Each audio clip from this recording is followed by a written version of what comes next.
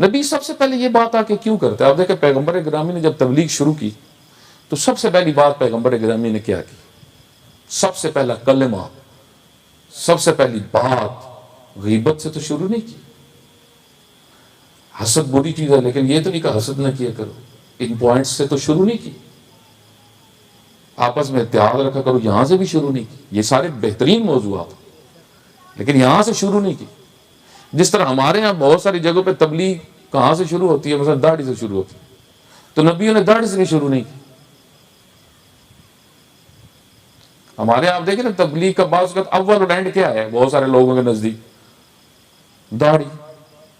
ایک شخص مثلا علامہ اقبال کے لیول کا بھی ہو گیا ہے تو اس کے پیچھے لگے رہیں گے۔ تو بعض کے نزدیک داڑھی ہی مثلا سارا دین ہے۔ داڑھی دین میں ہے، اس میں کوئی شک نہیں ہے، داڑھی دین میں ہے، لیکن داڑھی دین نہیں ہے۔ تو یہ نہ سمجھے کہ داڑھی ہے تو بس دین ہے، جس طرح بہت بے وقوف بن جاتے ہیں۔ اس طرح داڑھیوں والے کہیں بے وقوفانہ حرکتیں کر رہے ہوتے ہیں تو لوگ سمجھتے ہیں شاید یہ مذہبی ہے۔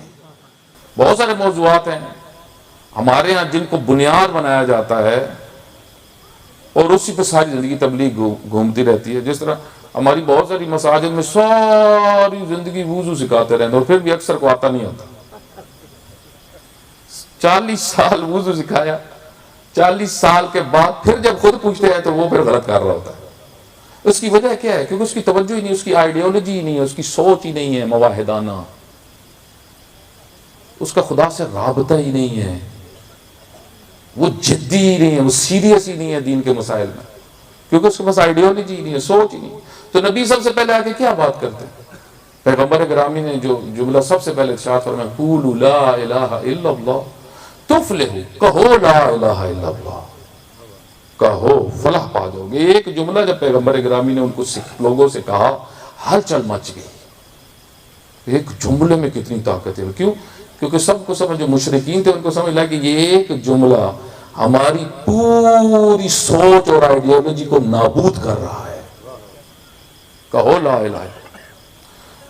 تو آپ دیکھیں کہ نبی رسول سب سے پہلے امام توحید بیان کرتے ہیں۔ توحید اصل ہے، توحید کے بغیر کچھ نہیں۔